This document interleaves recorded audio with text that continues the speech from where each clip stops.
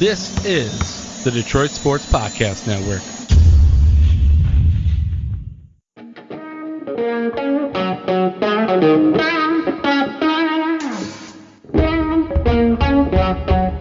The biggest icon in podcasting.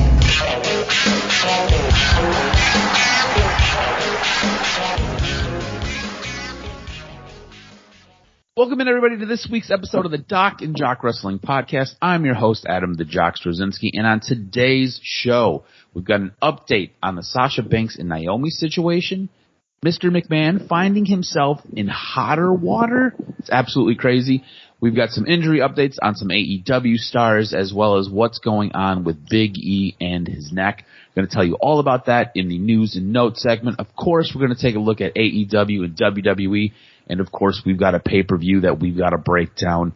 I'm doing it today, as always, with the one, the only, the Doc, John Macaron. What's up, cuz?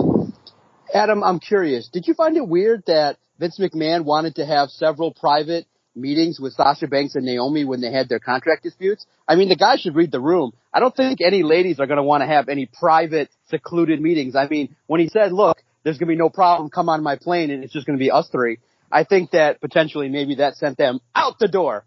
What up, baby? I think it's a crazy time in wrestling. Lots of drama outside the ring, which always makes for a great podcast, man. But, man, cuz I can't believe we're going to recap the Vince McMahon situation a little later, but good Lord, he's in the crosshairs, and you never want to be that individual where people are investigating you. And for the amount of money potentially that he shelled out for his indiscretions, my Lord. But let's start on a positive note. Money in the Bank was pretty decent for what it was, for the build that we got. I thought it gave you just enough heat in regards to making the fans happy on one side and pissing them off on the other. And I think if that was the goal, they surely nailed it with what they did with the two winners. Yeah, I mean, I think this was a pay-per-view that, as fans, we are always begging for, right?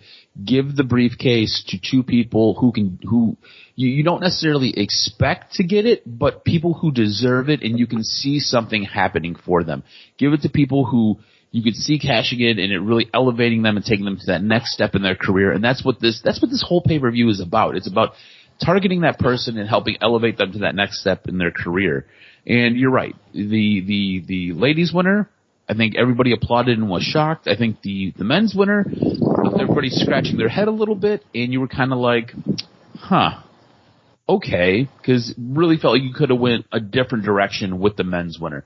Let's start this off. This whole thing started off with the ladies and the women's Money in the Bank. You end up having Liv Morgan beating Becky Lynch, Raquel Rodriguez, Shotzi Blackheart, Alexa Bliss, Asuka, and Lacey Evans to win the whole thing. And again, a complete shock, I think, to everybody. I think Lynch was the odds-on favorite of winning this. Raquel Rodriguez was probably the young star that you could see getting it and kind of help elevating it. Again, Alexa Bliss, you can do almost anything with. She's fantastic in the ring. It seems like Vince has a thing for Lacey Evans. I'm not sure. It's disconnecting with me. I think it's disconnecting with most of the fans. But Liv Morgan wins it. Was it the right call for Liv Morgan to win this? She's the most over gal in regards to, the people's champ per se, someone that has worked hard, has kind of worked their way up and kind of has that personality that people like, a la Alexa Bliss. So absolutely, when she won, I thought it was a good call. I didn't think yet maybe she was worthy. I felt maybe she was 6 months away. She needs like one more good feud, because you got to remember she was on the tail end of getting her tail kicked in by Rhea Ripley. And so the perception is this is kind of Rhea's lackey. And, she's had some tough wins here and there, hasn't been really put in that position, but steadily over the last 6 months has started to put together her career. She's over. And this is a situation I think they read the room and started to hear some of the reaction and said, okay, this is a gal that can do some things. And as a next level competitor, I think it was a great call. And it was a good match too. Yeah, it really, again, really interesting to put it on her, and interesting at this moment in time to see what's going to happen with her holding the briefcase. As we come to find out a little bit later on, there's some things that take place, and we'll get to that here very, very shortly. Now, Bobby Lashley ends up defeating Theory to win the U.S. Championship. Bianca Belair dispatches of Carmella to retain the Raw Women's Championship. I don't think it's a big surprise there. I don't think anybody expected Carmella to win that match. The Usos end up defeating the Street Profits to retain the unified WWE Tag Team Championships. I think by far this was the match of the night. The word is, or at least what WWE is putting out, that the Street Profits are possibly breaking up, and this really sounds like it's more of a creative push within WWE. It sounds like Vince is really high on Montez Ford, and it sounds like a lot of other people are really high on Montez Ford, and they want to push him as a single star. On top of that, they're really impressed with the way his physique is kind of rounded out in the last 2-3 months. He looks like he's much more jacked, much more dialed in with his training program. Do you think it's a good call to break up the Street Profits and remove a team from the tag team division?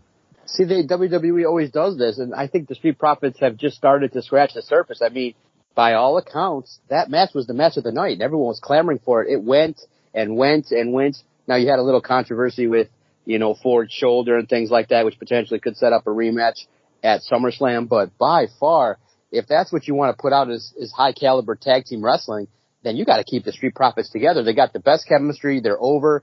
They're a team that you want to see out there. And when you put them out there with a team like the Usos, who are by far the best tag team in the world, in at least among them in the conversation, then I just wish that they wouldn't do that, because I think that it's one of those situations where you can have your cake and eat it too. Like, Montez Ford can go off and do some single stuff, but periodically still stay with the Street Profits and things like that. But at the same time, I'm curious what it means for Montez's partner. I mean, people are saying, hey, don't sleep on him too. He can bump. He's a big man too. And just might be a character that you also can make a top heel as well. So I'm interested to see if the first opponent are the Street Profits are going to fight each other. So I'm curious to see. But, man, I want to see that match again. Street Profits and the Usos really tore the house down. Yeah, no, I like I said, by far the best match, and I think you're right. You are just scratching the surface with the Street Profits. You are seeing some of their best work, and it's one of those things where you already have a really weak tag division. Your tag division is not very good. So why are you going to weaken it by removing one of your better teams? A team that can really help elevate, and a team that you could put on the same level as the Usos. I'm not saying necessarily right this second, but I could say in 3 months, I could say in 6 months, this is a team that you could put on the same level as the Usos, who are one of your best tag teams in the tag division. I really think it goes the Usos and the New Day, especially when the New Day have all 3 members. Those are your best tag teams. This is a tag team that you could put right up there. There's nothing wrong with tag team wrestling. If you do tag team wrestling right, tag team wrestling is great, and the Street Profits are fantastic as tag team wrestlers. I get that you want to push Montez Ford a little bit. That's fine. He can get over in a tag team. The Usos are over in a tag team. Big E got over in a tag team. Kofi got over in a tag team. You can get over in a tag team. I think breaking them up would be, 1, bad for business and bad for the tag team division, and 2, I think you need to allow these guys to grow a little bit, see what they can do just a little bit more. But we'll see kind of what happens as this unfolds. Now, just off the top of my head, getting creative, if Big E comes back, then, you could have potentially, Montez Ford lead a faction like the New Day. Could you imagine the New Day turning heel and then just whooping up on starting with his partner, starting with everybody, and then the New Day come out with Montez Ford? Think about it. Montez Ford takes out Big E and becomes the new leader of the New Day, led by Kingston and Kofi. Get out of here, dude. That'd be something that potentially could make some money. And, I think it'd be interesting, but I wouldn't want to see that. If you're going to break up the Street Profits, at that point you need to let Montez Ford go on his own. Otherwise, what's the point of breaking him up? Well, listen, I'm going by what WWE does. Finn Balor, AJ Styles, all of them great wrestlers, all of them involved. Look, AJ spent a year with Omos, and I thought that was a pretty wasted situation that resulted in a feud that didn't leave a lasting mark, to say the least. No, you're accurate. I mean, that is what WWE does. So I like the WWE creative mindset that you're going with here. There you go. Interesting, very interesting. Now, Ronda Rousey ends up defeating Natalya to retain her belt. Again, no big surprise there. I think the big surprise comes when Liv Morgan comes down to the ring and cashes in her Money in the Bank. And then she ends up winning the Women's Championship. And again, this was one of those things that I was mentioning where okay, you give this to this person, it's going to help elevate them. I don't think any of us expected it to get cashed in immediately. And realistically, I think if you think deep down, I don't think any of us expected Liv Morgan to actually cash it in and win. We all kind of, I think, expected her to be, I think it's like 12% have failed on their cash-in attempt. I think we all expected her to be in that 12%. Well, what did you make of how all of this played out? And there's a report floating around that Ronda Rousey demanded that Liv Morgan beat her. If there was going to be anybody to take the belt off of her, it was going to be Liv Morgan. What do you think about that report and how this kind of worked out? Because again, Rousey beats Natalya, and then you have Morgan come down. Morgan gets put in an ankle lock, ends up reversing it, and in your favorite move of all, the roll-up for a pin, that's how this is won. What did you think of all of this? Yeah, I just thought that you could have dragged it out a little bit, maybe even make it a bigger moment at SummerSlam. But, hey, it was a good pop. It was exciting. It was different. But lately, people have also noticed that the women have been cashing in their Money in the Bank pretty quickly. WWE doesn't like to let their women too often sit on their Money in the Bank briefcase. So, by and large, I'm okay with it. I thought it capped off the storylines for Liv Morgan, and I thought that, you know what, if you're going to do it and get the pop, why not Liv Morgan? It was a feel-good story, and at a time when WWE might need it. And it might be the influence of Stephanie McMahon as well, saying, hey, let's not just always have the legacies have the belt. Let's create a new star. And if it's Liv Morgan, I think that bodes well potentially for some excitement and some positivity on SmackDown. Yeah, again, it'll be interesting to see what they end up doing with Liv Morgan. I think initially most people think, and again, I think it's just kind of where they view Liv Morgan on the card. I think a lot of people are thinking she's a transitional champion. She'll hold it until Charlotte Flair comes back. At that point, Charlotte Flair will take it off of her at SummerSlam. It's just going to be one of those things where she's just kind of this weird tweener champ. We'll see if WWE actually puts the machine behind her and gives her the push and see if they can really build off of her. But again, I think it's interesting that Ronda Rousey demands that it's Liv Morgan who beats her. And I think it's awesome to see a wrestler going to bat for another wrestler. And I think it's cool that WWE allowed Ronda Rousey to pick who ends up beating her, or at least took what she said into account and kind of validated what she wanted. I find that to be a little bit interesting. I find that to be good, especially in this case, because Rousey obviously looking out for a younger wrestler on the card, someone who's coming up on the card, and somebody who's been there, done that, fought, scratched, clawed, and put the time in. And Rousey says, no, if somebody's going to beat me, it's going to be her. It's not going to be somebody else who has been the champ, or it's not going to be somebody else who has just got there, because that's really what you ended up having in this Money in the Bank match. Becky Lynch has been there time and again. Alexa Bliss has been there. Asuka has been there. You have Raquel Rodriguez, brand new on the card. Shotzi Blackheart, brand new on the card. Lacey Evans, kind of brand new on the card. There, left because she went and had a kid and then came back. And honestly, it doesn't really feel like she has a good story going. I don't know what WWE wants to do with her. So I think it's really cool that Ronda Rousey says, no, if it's going to be somebody, it's going to be this person because she's extremely over. Now, things that I don't think got over at all. You have all of your contestants for the Money in the Bank standing in the ring. You've got Seth Rollins, you've got Matt Riddle, you got Omos, Sheamus, McIntyre, Sami Zayn, and Madcap Moss. And then all of a sudden, Adam Pearce comes out and says, hold on, guys, and adds another wrestler. And they add in a Theory, which didn't make any sense how he even gets added to it. Like, if Vince McMahon came out and Vince McMahon was like, hey, we're going to add somebody else, and it's Vince McMahon's doing, that's why Austin Theory gets added to this match, makes a little bit more sense. We all know he's the handpicked, the golden boy. We know he's got the whole thing going out with him. But to have Adam Pearce come out and just insert him into the mix, instantly you know that Austin Theory is winning this match, and instantly you're just kind of like, well, this sucks. Like, I think in our group chat with Kenny, all of us were kind of like, well, this kind of blows, and we hated it. We absolutely hated it. What did you make of the addition of Theory? I mean, what can you say in that it's conflicting at best, because obviously he serves the purpose as a new young star, but I think you could have just went a different direction. Let Theory keep the U.S. title. What was the purpose? Bobby Lashley's over. You could have had if you really wanted to fuck around, you could have had Bobby Lashley lose the U.S. title, Adam Pearce insert maybe a little bit of a wonky finish where Austin Theory cheats and gets the belt in a situation where Lashley was going to be the clear-cut winner, and the WWE rewards him and says, look, you got screwed, so let's put you in the Money in the Bank and let him win Money in the Bank. I mean, this is a no-brainer, being that Bobby Lashley is a ready-made guy. He's huge, he's over now, and this is a guy that's believable as a champion. And if he was tapped to beat Roman Reigns, while it's not the biggest compared to Brock Lesnar, it's believable. And then you could send him to the moon for a year or two. But Theory, it's just kind of like, again, what we've talked about. This is a hand-picked guy that has yet to kind of earn it. He's been chosen. He's great, though. He does what he's supposed to do in regards to getting over heat, in that he is over. People react to him. They hate it. We're pissed off, and we didn't want to see it. And in essence, if that's the case, that is the candidate to do it.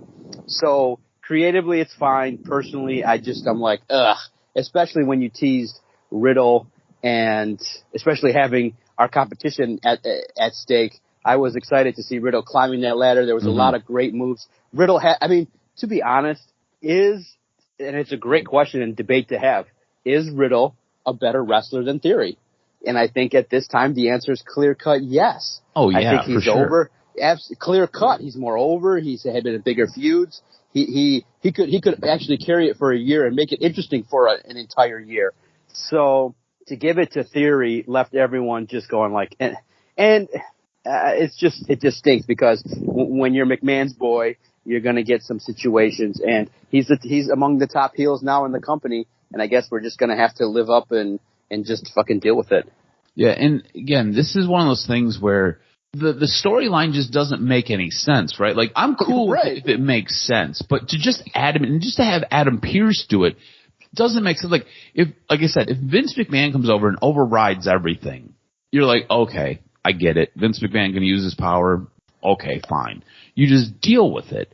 But the moment he gets inserted, and then, again, it was a really good match. It wasn't like it was a bad match. Like, this was one of the better matches on the card. It was fun to watch. It was interesting.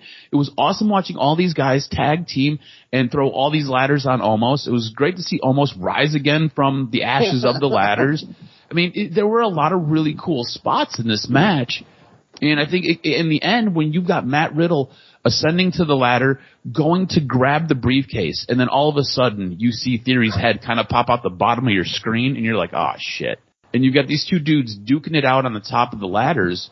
It was awesome. And I think everybody hoped that it was going to be Matt Riddle, but everybody should have knew that it was going to be Austin Theory. In the end, Austin Theory ends up coming away with the Money in the Bank briefcase, and now he's your Money in the Bank winner. And I think for storyline purposes, because you got to see a little bit of a tease on Smackdown with it, I think for storyline purposes, it's cool to have it on a heel because you can do a lot of heel things with it, whereas with a babyface, you're always just kind of anticipating they might cash it in. But all that being said, I think the guy who probably needed it the most, you really needed to strap the jetpack to him and just push his ass to the moon because he's so over, is Matt Riddle. Matt Riddle is the guy. He's funny. He's interesting. He's got a way with the crowd. He's got a natural charisma. He's a guy where you could actually put the championship on him because, heaven forbid, we're going to talk about it, your champion's never around. You could put the championship on him, and he can have legit matches. And if you needed him to turn heel, he pisses enough people off in the back in catering. It'll be okay. Because Matt Riddle's got a little bit of an edge about him because Matt Riddle doesn't take shit from nobody. He just tells you how it is. And if you like it, cool. If you don't, go kick rocks. So a little disappointing with the way the men's match ended up turning out because Austin Theory just gets inserted into it.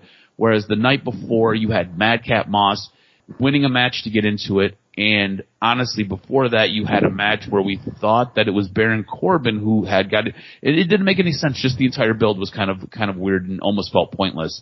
In the end, we ended up getting 50% of our picks correct because WWE goes all WWE and changes what we're betting on here. And we'll end up splitting the point. I still maintain a 4-point lead. It's 9-5 at this moment in time overall, I think Money in the Bank was a decent pay-per-view, had some really high-quality matches. A couple of things that left you scratching your head and had you walking away saying, what? I just didn't, I don't know. All that being said, this all leads into Monday. So Monday Night Raw. This is the 4th of July edition. On it, we end up seeing Ciampa teaming with The Miz to help him get over.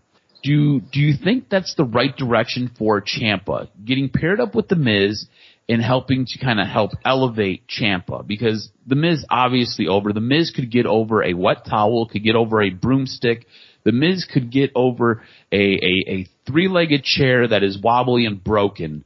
Putting Ciampa with him to help get him over and them forming a bit of a tag team. Do you think this helps elevate Ciampa to that next level? I think attacking AJ Styles definitely is a marquee name to go after. Look, I mean, for those fans of WWE that know Tommaso Ciampa, does he really need anybody to get him over? I think you could just had him just be out there and picking a side and helping out The Miz just on his own. You know, Ciampa is a serious contender for everything that you would want to be. He's tough. He's strong. Now, does he need that extra rub? Probably, because of the fact that the way WWE introduces people, then takes them off, then he got hurt, then he comes back, and it's nothing really impactful just yet. This is impactful. This is a storyline that could result in some exposure.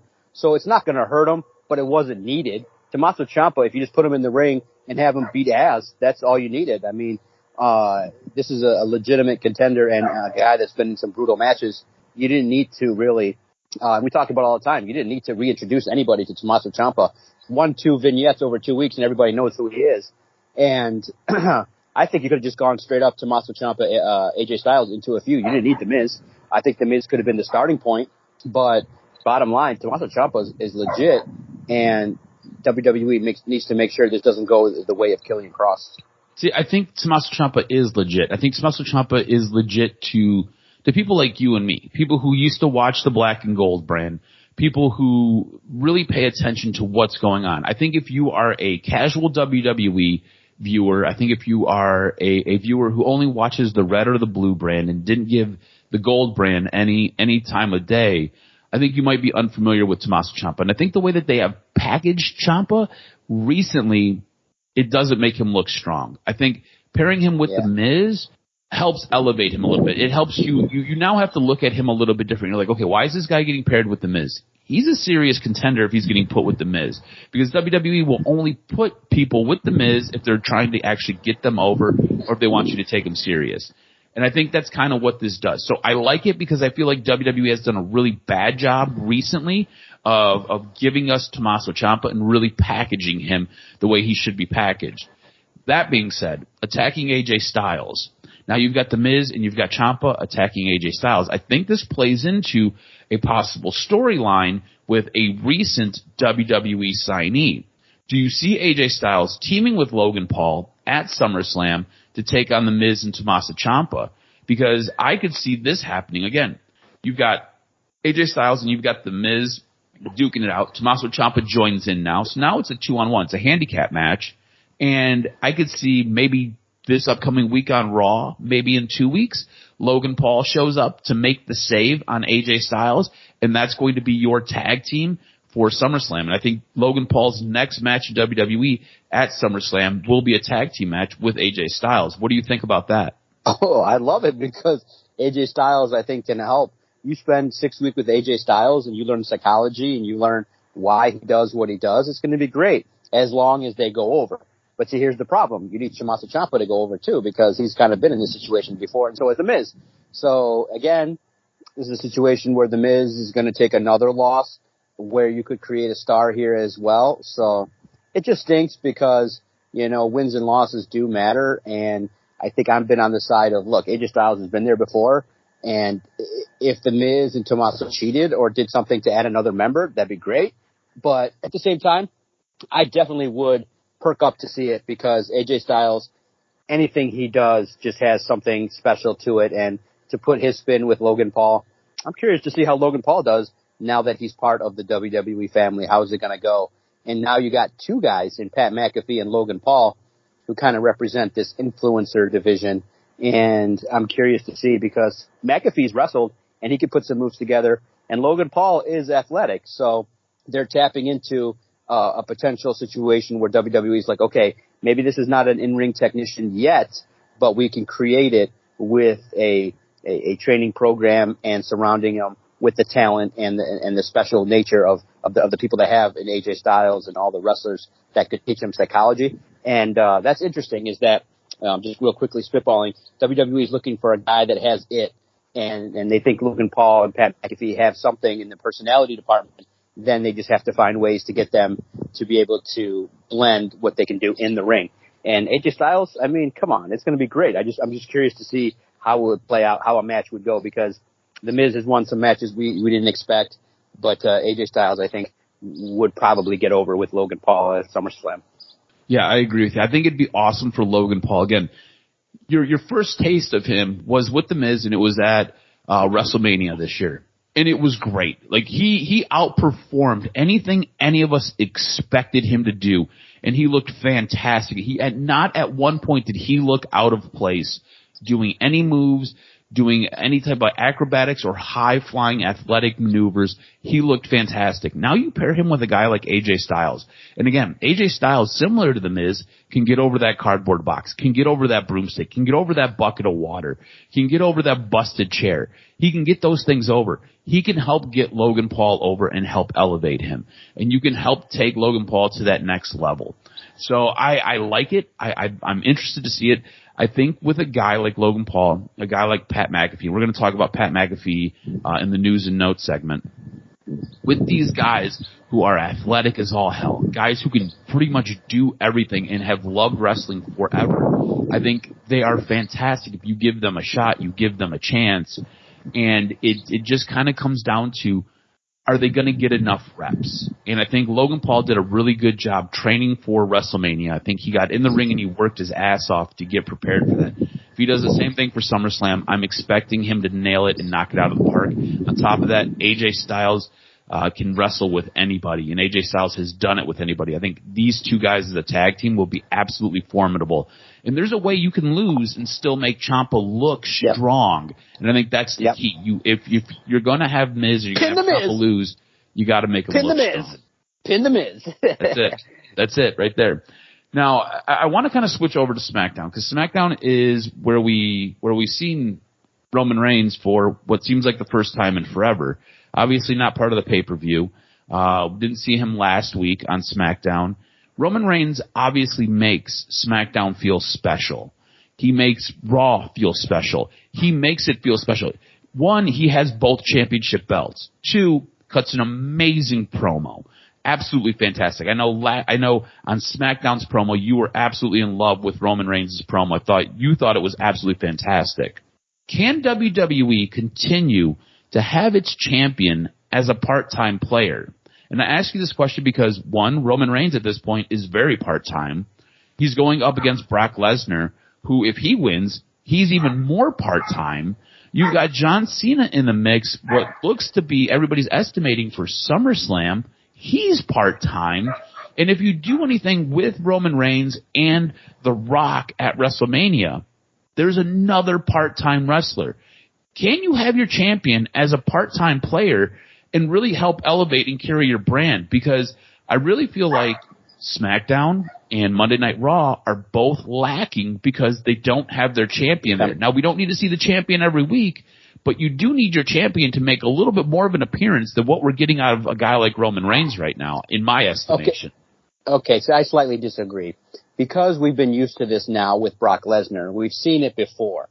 Now, here's the situation. You can't do it regularly. Like, you can't just have it where, because by and large, people expect the champion to be the wrestling and defending champion, someone that's out there and things like that. But what I asked myself, why was I so thrilled to see Roman Reigns on SmackDown? One, because we haven't seen him for a minute.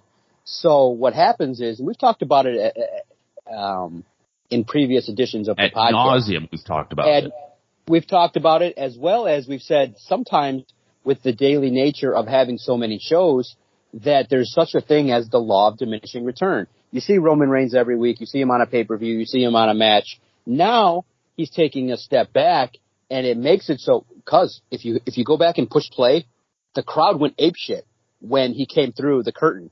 And that was my reaction. Why? Because, whoa, we're seeing the guy, and this is the guy that holds both belts. So now he's more of an attraction. You got to remember, you can't do this with every single wrestling champion you have, because that's why you have the U.S. title, you have the Intercontinental belts. You could do more with some of those to elevate those. But what happens now is when Roman Reigns is there, it's special, it's important, and it means that he's going to talk about something. And he talked about Brock Lesnar. I thought that he kind of made it real and talking about, I'm not going to use the Paul Heyman angle anymore. And he just went out there and said, look, and it's the case. He's like, look, I've been here, I've done that, I've wiped out the company, and that's why I'm Roman Reigns, and see you later. And while it has a hint of truth to it, it's believable, and it made it special. So I don't need Roman Reigns to wrestle. Now, I think promos are great. I think helping out the Usos is great. I think interjecting and things like that. But what a deal Roman has. He hasn't wrestled on TV in a minute.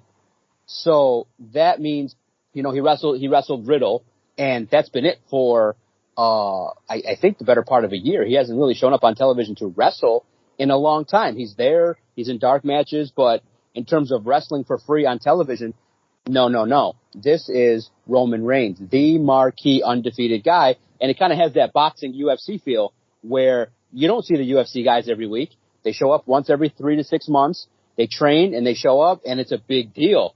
So Roman Reigns, in my mind, has reached that status. We've seen him for 7, 8 years consistently. What more can he do? So when he fights Brock Lesnar, even though we've seen it, I think that WWE is doing the best they can with a guy that you maybe could extend for a long period of time by not having him wrestle so much. This is a big dude, and that schedule, and maybe AEW factors into it with WWE, maybe extending careers and slowing down the schedule a little bit. But, man, it's an attraction, and there is no more law of diminishing return. When Roman Reigns walks through the curtain, you pay attention. Again, I agree with you that you don't need to see them every single week. I think you just need to see them a little bit more frequently than what we're seeing with Roman Reigns. And when Brock Lesnar holds the belt, it's like he's hardly there. And you're right. It is what makes them feel special is when because you don't see them every week. You don't get them 3 times a week. You don't get them as much. So again, it makes the scarcity is what makes them feel much more special. But what I'm saying is when you're holding on to both belts, I need to see you just a little bit more. But here's the problem. To talk about what? He's already fought Brock Lesnar. He's fought everybody. Yeah. Right now, WWE is playing catch-up. And it might be a 6-month to a year thing where you need to elevate somebody to the point where it's believable.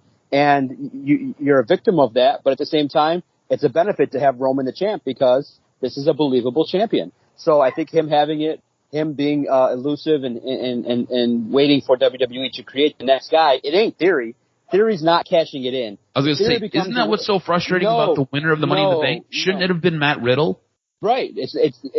I mean, this is a situation where Theory should be the one that cashes it in and loses. But at the same time, I think the only believable person that can beat, right now there's maybe 3 that can beat Roman Reigns is Cody Rhodes, Bobby Lashley, and AJ Styles. And that's it. And you got a year to kind of elevate a couple of the dudes to get them into that level. And now Riddle. Riddle's right there on the precipice. He needs a big win. So Riddle needs a feud that probably Riddle taking on Seth Rollins and having a program with him, get Riddle over a little bit more. Now he's next in line. It just at a certain point, WWE has to develop and create somebody new. Yes, and you can't. And it can't be one of those things where it's just rushed, right? Because we've seen that where they've tried to develop a person in 3 months, right? And it just doesn't work. It always ends up falling short. The original plan for Money in the Bank was to have Cody Rhodes win it, which makes complete sense. But again, goes down with an injury. So now you pivot and you end up putting it on Theory, and that doesn't make any sense. And I think when you end up having what could possibly be a heel versus a heel for a championship match, and at this point, Theory doesn't even feel like he's even anywhere near the same page, much less the same book as Roman Reigns. It makes it really hard to find that to be believable. A guy like Matt Riddle's been in the ring with Roman Reigns, and I don't want to say took him to the limit, but that was a great match. That was a really good match that we got on a random, I think it was a random Smackdown. And it was one of those things where you're like, okay, Matt Riddle can hang with this guy. Now, whether that's on Roman Reigns making it look like he can hang with him or actually Matt Riddle hanging with him, whatever it is, there's some believability there. That's why you put the briefcase on that guy and you let that guy go to work and kind of torment and tease Roman Reigns a little bit and threaten him. And then you send the Goon Squad after Matt Riddle because Roman Reigns is tired of playing these games. He doesn't need anybody basically hawking him. I feel like that's a much more interesting story. And again, Roman Reigns doesn't have to wrestle all the time, but just be there a little bit more is all I'm asking for. Let's transition over to AEW. We've got a brand new champ, a brand new AEW TNT champion. Wardlow defeats Scorpio Sky to help open up AEW's Dynamite on Wednesday. Does he elevate this belt? Because this is kind of my interpretation of what's happened with the TNT Championship. And look, good for Wardlow. Absolutely fantastic. This was a really good match that really helped get Wardlow over even more. It was a street fight. He ended up taking on a lot of Dan Lambert's goons, powerbombed Scorpio Sky twice to pin him with his foot on his chest. But this is where I see this belt kind of going where it's gone. I feel like this belt, when it was first introduced, was very important. I feel like when Cody Rhodes had it, it was a big deal. And then it ended up going to, I believe, Darby Allin. After Darby Allin, I think it went to Sammy Guevara. And Sammy Guevara's first run with the championship, he kept it elevated. Felt like it was really important. I believe Miro had it after that. Or no, Miro had it after after Darby Allin, and then Sammy Guevara had it. And after Sammy Guevara's first run with it, after that, I feel like it's kind of fallen down the pecking order. I don't feel like this belt feels as special. After that, the belt, I think, bounced back to Cody, then back to Sammy, and then Scorpio Sky ended up with it. And Scorpio Sky didn't do shit with this belt. Didn't do anything with this belt. I don't feel like anybody got over. I don't feel like anything awesome happened with it. I think with Wardlow having it now, I think there's a new opportunity to really help elevate this belt. Do you think Wardlow elevates it? And I want to throw an idea out there on how he could possibly elevate it. But I want to get your take on, does he elevate this belt and get it back to that prominence? The Pinnacle actually had more success without MJF than they ever did with him. So absolutely. Now, for me, I'm obviously very upset because I'm like, all you had to do was take out Jade Cargill. Why didn't Detroit get that? That would have been special. That would have been cool. It was like, man, that would have been sweet. Take out the women's match and have Wardlow come out, destroy, get the title, have a celebration with FTR. That would have been cool for Detroit. But at the same time, it was nice to kind of get back to a more traditional style of wrestling. And it was interesting because I also went to World War III back in the 90s with WCW. So the two ring situation made it a little bit more unique in that it was more of a different kind of feel. But Wardlow, oh my God, he's over. And see, that's the definition of a TNT title. In essence, it's a championship. But that's what you need for the beginning of elevated stars like Riddle. Riddle should be the IC champ. Riddle should be the television champion. He should be the United States champion. But at the same time, for AEW, it's a culmination of this guy's story. And I have to ask, though, because it's been put out there, and I don't know if it, because it was put out there, it got into my mind. His entrance reminded me of Batista. And I'm like, oh, this is kind of starting to look like Batista and starting to feel like that. And he's come out and he's been asked that online, like, hey, what do you make of your comparisons frequently to Batista? And he gave the candid and stock answer of, oh, that'd be great to be in that company. But his entrance kind of had that little bit of a feel of Batista, and I needed it to be just a little bit different.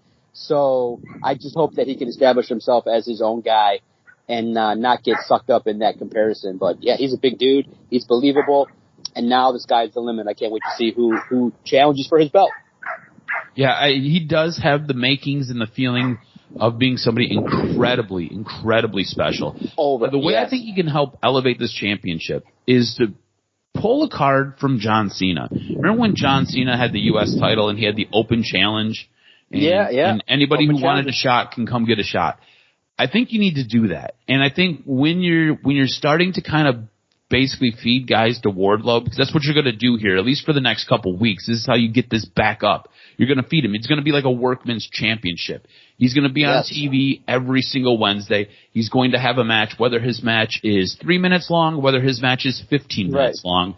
You're going to feed him a couple of guys, at least early on. And a couple of these matches are going to get over really, really quickly. Eventually, you'll build your way up to guys like Miro, guys like Aleister Black, guys who are higher on that mid-card. And those matches obviously will go that 15, 20-minute length. And at some point, you'll have those matches closing out Dynamite or being the main event on Rampage to get you sucked into watching a Rampage show. But that's how you help build it. That's how you help restore this belt back to some prominence, because I really feel like at this point, this belt has kind of taken a little bit of a dump. You like that idea of having this open challenge? Yes, absolutely. It'd be great to see. Absolutely. I can't add anything more than what you said. So Christian comes out again and cuts another. We're just going to call it spicy. His promo made me a little bit uncomfortable, but made me sit up in my chair and say, "Oh my God." Christian's promo skills are absolutely unreal, and I know in other news, water is wet. I totally get it, right? Like, we all know he's really good at his job. But Christian's cutting this promo, little awkward with the timing, but Matt Hardy ends up interrupting it, comes down to the ring, and in the course of this promo, Christian basically tells Matt that he's now, he might become Jeff might become the sober brother because of everything that Matt is saying. So just completely taking shots at Jeff Hardy and his drinking. And it wasn't once, I don't think it was twice, I think it was 3 times he basically made a reference to Jeff Hardy and his sobriety. Bro, now, we all know that when they go to put these promos together, they discuss these things ahead of time. But I think even Matt Hardy looked uncomfortable when Christian was cutting this promo on him. Does Christian have one of the best promos in AEW right now? Because obviously MJF isn't around. Nobody knows where the hell MJF is. But Christian picking up the stick and carrying it. To say what you got to say. And I think because there's a relationship with the Hardys, they understand the business. And even it's just so WWE as well, which is what makes wrestling special is when people say, well, was he supposed to say that or not supposed to say that? And in wrestling, sometimes you subtly bring up things, sometimes you overtly bring up things. And with the relationship that the Hardys have with Christian and Edge and all those guys, I think it's okay. There's no way in hell. Of course, Matt's going to be uncomfortable, even if he, was totally shocked. There's no way he's totally shocked. He knows what's coming, but you still got to hear it. And you have to do the job. And that's what you do when you're a heel. This is a heel move. And heels say and do things that really piss you off and make you hate them. That's the job. And Christian did it in Detroit. He did it now. And what better way to take advantage of MJF being gone by being now the epic shit talker. And it just comes naturally. Like, that's what the blessing of having guys in their late 40s. Christian's been doing this for damn near 25 years. So he knows what the crowd's going to get mad at. He knows what's going to send the dirt sheets all up in a tizzy. He knows what's going to piss off Jock. So he did it, and I was like, but, I just wouldn't go there in that realm. That would be my line, is you don't bring up mental health and sobriety and shit like that. But it's wrestling. It's been done before. You get more numb to it the more you hear it. But, boy, I love Christian. I love to hear it. And when he's out there, you can tell that they're going to keep doing it because this guy is going to draw a reaction, and a heated heel reaction. Yeah, well, I think that's kind of what makes it special, right? Like, you don't expect somebody to take that low blow, to take that shot. Ooh. 1, to talk about somebody's dead dad, and 2, to talk about somebody else's brother who struggles with sobriety, and it's very public with his struggles with sobriety. So Christian just goes straight asshole mode, and it's fantastic. It's interesting. It's great. And you're right. As a professional, Matt Hardy knows what he's doing. Matt Hardy had to sign off on it, but Matt Hardy, credit to Matt Hardy, because he made it look like he was uncomfortable. And again, he had to sign off on this. he made it look like it really bothered him, and he was kind of like, what the hell, you know? So credit to Matt Hardy as well. There's some good chemistry there with those guys. Obviously going back to their tables, ladders, and chairs match. So credit to both of them. Absolutely fantastic. So the winner of last week's Battle Royal by AEW was Brody King. Brody King then gets to challenge Jon Moxley for his championship on this week's Dynamite, and I think Brody King looked incredibly strong challenging Jon Moxley. I don't think anybody anticipated Jon Moxley losing his belt. I think Brody King going into this match was a bit of a heavy underdog. But Brody King comes out looking so strong after taking a loss to Jon Moxley. That is how you build stars. Yes. This is how you get guys over. Again, Brody King going into it, we didn't expect him to win, but you did expect Brody King to come out looking good, and Brody King came out looking incredibly strong. To me, it feels like he's a little bit more over, and it feels like he's a little bit stronger than his leader Malachi Black is at this time. Yes. I'm wondering where you sit on this, because does it feel like Brody King is a little bit further along than you expected, and does it feel like he's a little bit further ahead than Malachi Black? Yeah, it was great. He dumped his dismissal of Darby Allin in the Battle Royal was to just basically hold him and drop him. And I think it got him over. And he is somebody that is now being tapped as somebody that is elevated, and that's what you're supposed to do. Absolutely, he did himself a solid, and AEW is doing the right thing by elevating somebody. And now you got to find a creative way to get Aleister Black behind him and maybe get him a title, maybe even getting him into a feud, maybe with Wardlow, or into a feud with somebody that's going to continue to elevate him. Maybe that's one of those, remember how we were talking about those guys who were higher on that mid-card? Maybe Brody King continues to kind of develop and get that push, and maybe he's the guy who in a couple of months takes that belt off of Wardlow and have that long feud, that main event, a Dynamite, and that is where that belt transitions, and now it goes over to the House of Black with Brody King holding it. Maybe that's what happens. I want to get your opinion on what you thought the show of the week was this week, because I know what it was for me. I want to get your opinion. Yeah. I really like Rampage in regards to seeing Takeshita. I'm a big fan. I think that there's something there with that kid. And Eddie Kingston got him over, but I think the show of the week was Dynamite for me. I thought it was a good show. Did a lot of good things in regards to pushing things forward. When you have a new champion, it makes it so that's a show that you pay attention to. I thought really well paced. I enjoyed it. I thought having a world title match at the end, having a championship match in the beginning, flowed really well. The women got in and out, and I thought it was a card that performed well on Wednesday. So for me, it was Dynamite. Yeah, I'm going to go Dynamite as well. I thought Dynamite was absolutely fantastic.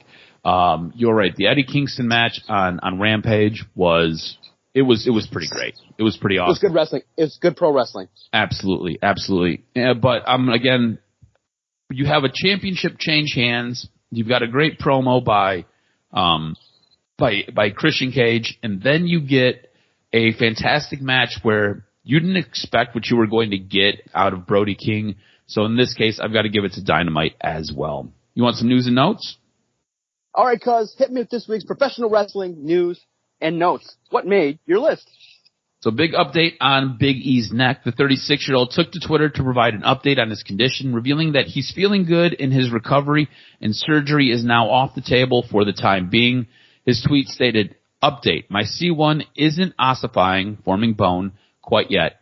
The current plan is to get more scans at the 1-year mark. It's crazy to believe that we're almost a year out from when he got dumped on his head and broke his neck, and see how it's progressing. The great news is I'm feeling tremendous, and surgery is off the table." Obviously, Big E was in a tag match when he took an overhead belly-to-belly suplex from Ridge Holland outside the ring, landed on top of his head.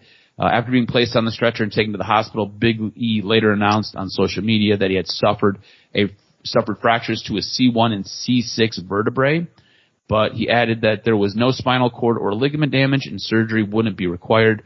So approaching a year for Big E being dumped on his head and not being able to wrestle because of his broken neck. Absolutely crazy. Sticking with some injuries, we've got some AEW injury news on 3 of their biggest stars.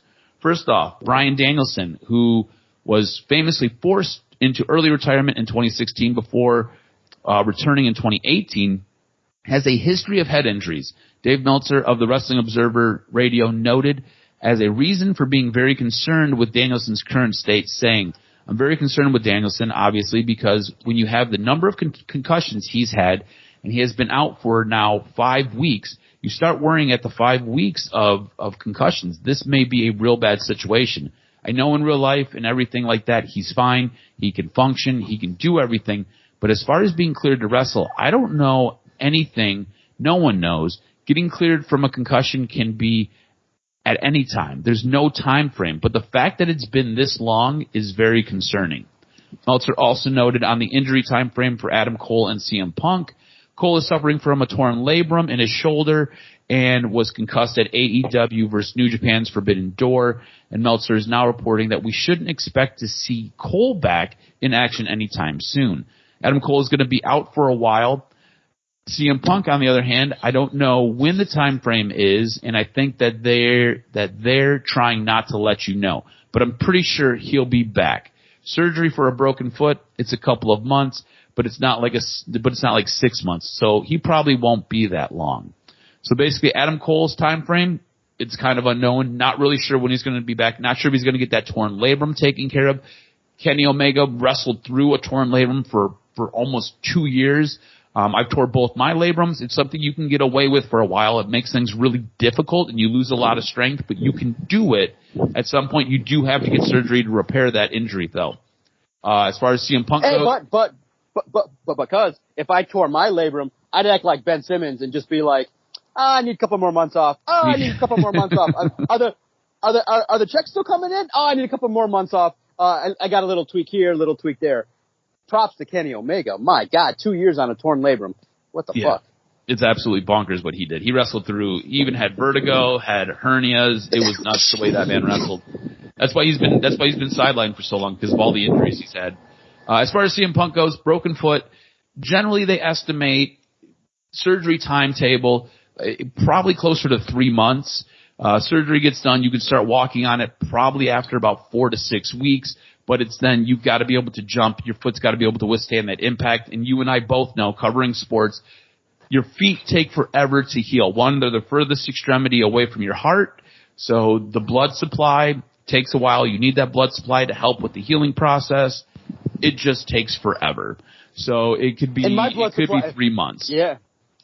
And my blood supply cuts off halfway through, so there's a problem. Exactly. Yeah, you know what I mean. There's a certain thing that prevents the blood from flowing all the way down to your. It gets detoured. So, yeah, it gets detoured. So if I ever hurt my foot, Doc's gone forever. I have to retire. It's a good thing you got that third leg. That's what's taking up all that extra blood. All right, update on Sasha Banks and Naomi's situation. Internally, it is believed that both have been released, even though nothing has been confirmed yet. PW Insider's Mike Johnson is reporting that the duo has been removed from WWE's internal roster. Externally, both Banks and Naomi have pulled WWE Superstar from their social media accounts and have switched it to state pro wrestler. Neither Banks nor Naomi have appeared on WWE programming since getting suspended indefinitely by the company in May after walking out during an episode of Raw over creative differences. This week, Pat McAfee signed a multi-year extension with WWE, so he's going to continue to wrestle, and he's going to continue to announce for the company for the foreseeable future. And this is something I want us to have a little bit of a conversation, because this is some Vince McMahon predatorial news. So big news breaking on Friday morning came from the Wall Street Journal regarding Vince McMahon. The longtime leader of the WWE has agreed to pay more than $12 million over the past 16 years to suppress allegations of sexual misconduct and infidelity, according to recent documents that the news outlet uncovered. The payouts went to 4 women, all formerly affiliated with the WWE. The women all signed non-disclosure agreements with Mr. McMahon that prohibit them from discussing potential legal claims against their relationship with the 76-year-old executive. These allegations include huge payments to former talent that claimed Vince McMahon coerced her into having oral sex, then demoted her, and then didn't renew her deal when she rejected further advancements. This happened back in 2005, I believe, and it was in 2000, I think it was 15 or 2018. No, yeah, 2018, I think. They ended up settling on $7.5 million. Another involves alleged unsolicited nudes from Vince to a talent as well. This was settled for $1 million. And now, wrapped up in all of this, there's another 7-figure non-disclosure agreement tied to John Laurinaitis that was received by the Wall Street Journal as well. At this point, it's safe to say that the boat is taking on water and is starting to sink. I think Vince McMahon has avoided a lot of shit. Has basically gone into these crazy crossfires, and there's been a ton of things that have happened around him, and he always seems to kind of come out on the other side. With the temperature of society currently, and with everything that is starting to mount against him, I don't know how Vince McMahon and how the McMahon family comes out of this on the other side, because this is starting to get really, really bad. He paid $7.5 million to a former talent that he forced to have oral sex with him. He then paid another $1 million to basically make somebody go away because he sent them nudes. He has the other $3 million situation. And then there's another $1.5 million out there somewhere for somebody else. So this like I said, the boat is starting to take on water here. How do you think Vince McMahon comes out on the back end of this? Because I don't think it's positive.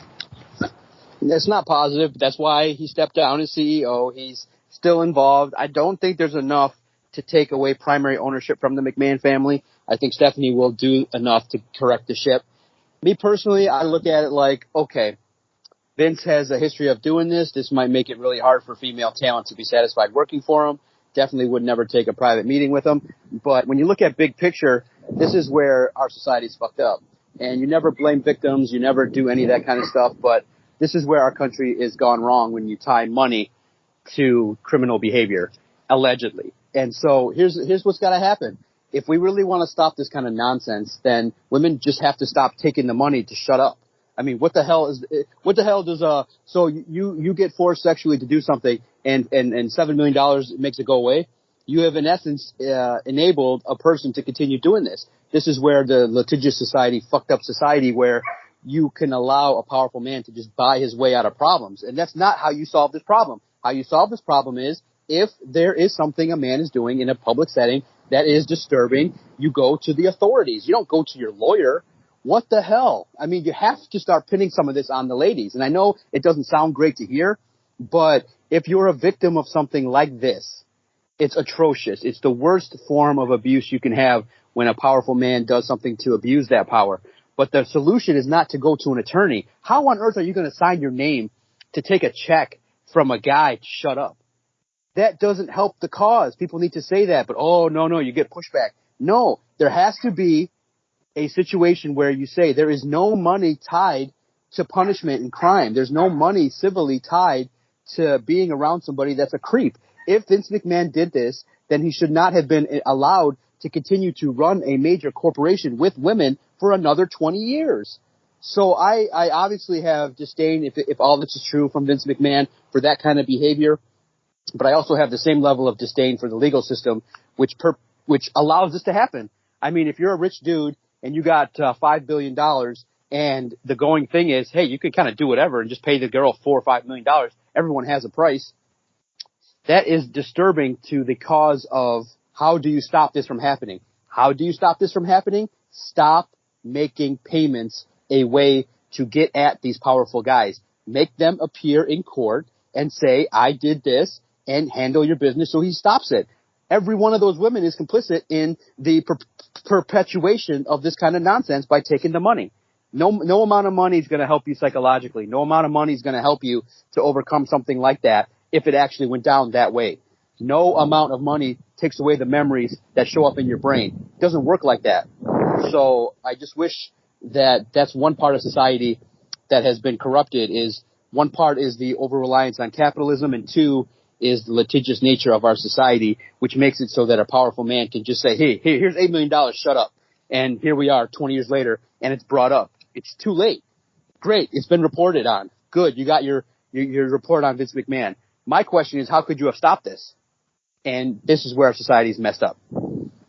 I mean, I get what you're saying, but at a certain point, you would think that the people around Vince McMahon, the people who are aware, because there's becoming documentation that people were aware, because with the nude photos alone, that talent ended up going to the people above Vince McMahon. That was how this was kind of settled. And then Vince was like, here, I'll just give you $1 million, go shut up.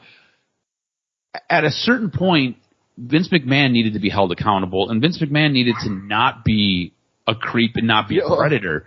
And it is this. But money insulated him. He's pretty much aware. He's not the first guy to do this. What would give a guy a belief that he could do something like this is the belief that, well, I got $4 billion. Well, the ability to constantly walk away from crazy fire and not be touched is what gives you the belief that you can just do this. Yes, exactly. And I think that's where, to be held accountable, you have to go to the places where people would eventually have to investigate it, which is not the attorney's office. It's the police department. Yeah, this is obviously a really sad situation. It's going to be interesting to see how this kind of all plays out. I'm really interested to see what else gets uncovered and how Vince McMahon ends up coming out of this on the other side. I have to ask you this. So now Stephanie is completely different. She's a different person. She's a woman, pro rights, and obviously. But can she lead this company with the McMahon last name if this is all coming to be true? Can she lead? Yeah, I think so, because I don't think you necessarily associate the sins of the father with the daughter. Yep. I hope so. I think this will tarnish his legacy, but in the end, he has a lot of things he's going to have to address in regards to this, and this is just the beginning, because if you got the Wall Street Journal, you got people putting their resources into this, a lot's going to come out over the next few months. Yeah, absolutely. That's going to do it for this week's news and notes. We'll kind of see how this situation, I guess, uncovers, how it plays out in the coming weeks. And we'll keep you updated right here on the Doc and Jock Wrestling Podcast. Make sure you follow Adam on Twitter at AdamRSTROZ. Follow the network at Detroit Podcast. Anywhere you listen to your favorite podcast, make sure you type in Detroit Sports Podcast, and our daily content will find you breaking down the Pistons, Wings, Tigers, Lions, and the world of professional wrestling, the Michigan Wolverines. A great network, great content. Always enjoy the week that we get to spend breaking down all things sports and professional wrestling. When things get hot, we show up and we bring the noise, and we love breaking down all the happenings in the world of professional wrestling. I can't wait for this week ahead. Raw, Dynamite, Smackdown, Rampage, AEW, WWE, Impact, New Japan, lots going on. And the world of wrestling right now is on fire, and we got a lot to talk about. So I can't wait to do it with Adam, the Jock Strozinski, on the next episode of the Doc and Jock Wrestling Podcast.